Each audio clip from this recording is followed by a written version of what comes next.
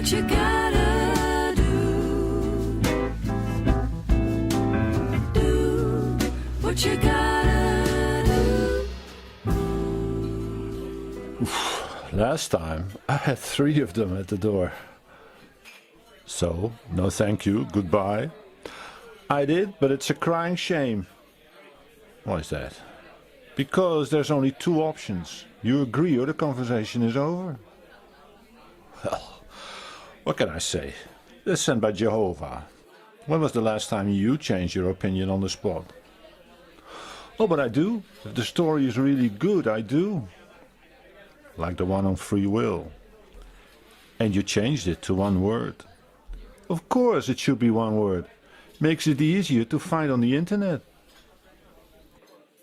So you think free will is that important? Oh, probably the most important issue of our time. Even more important than global warming? Ah, now you make me choose. But I agree, lack of free will changes the way we look at ourselves as humans. It does. Even much more than robots or the internet will do. So, just like the rest of us, you used to think that people had free will? Oh, sure.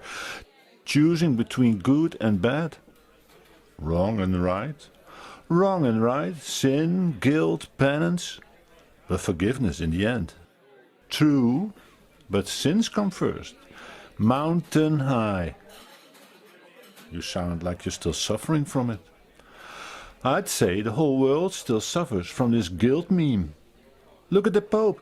Everywhere he visits, they love him for polishing away the sins of Nancy and Fatima. Okay, then I will mention Islam. Here, this one's funny. Allah forgives everything except for shirk. That's idolatry. So, that's about 6 billion sinners, I would say. By the way, I saw this great lecture by Sam Harris in Sydney. Let me see. He does neuroscience, says WikiLeaks. Wikipedia. So somewhere at the start, he says to the audience, think of a big city. I would say Paris comes first to my mind. Okay, but then answer the question, why Paris? And not Amsterdam, for instance, or New York? Well, my brain makes me think Paris, easy. See, there's no free will there. And then he goes on, if I start a sentence, he says, I don't know what the last word will be. In fact, he says, if I say 1 word, I don't even know what the next word will be. So, if you're doing something, you never know what you'll do next. Is that it? But your brain knows. Well, I'm not so sure about the knowing part. But if you raise your hand right now, your brain might have thought of it 5 seconds earlier, without you consciously knowing. So, when I get in the mood for an ice cream, my brain got in the mood 5 seconds earlier? True. And it's probably not even making a choice. It's chemical tension that makes you think or just act. But you still remain responsible for what happens in your brain, don't you? You mean someone has to pay for the ice cream, right? Or even further, if you tackle Ronaldo on purpose, you get punished with a red card? Well, then I have to leave the pitch, because I'm spoiling the game. But it was my brain that decided to tackle, before I could even think of other options. But that's your reflex. But if Ronaldo is running, and you are running, then there's time enough to change your mind. That's what they say in court nowadays. Like, between the first and the second blow, you had time enough to realize that hitting someone might be against the law. I mean, the bloody nose could have scared your brain. That could be. But suppose your brain doesn't get scared by the blood, or the crying, or the way the victim looks at me. You mean, your brain likes it?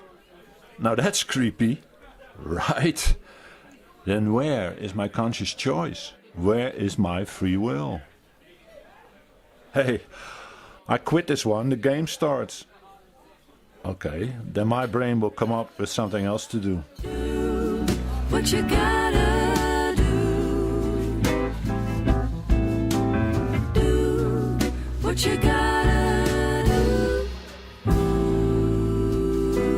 Do what you gotta do.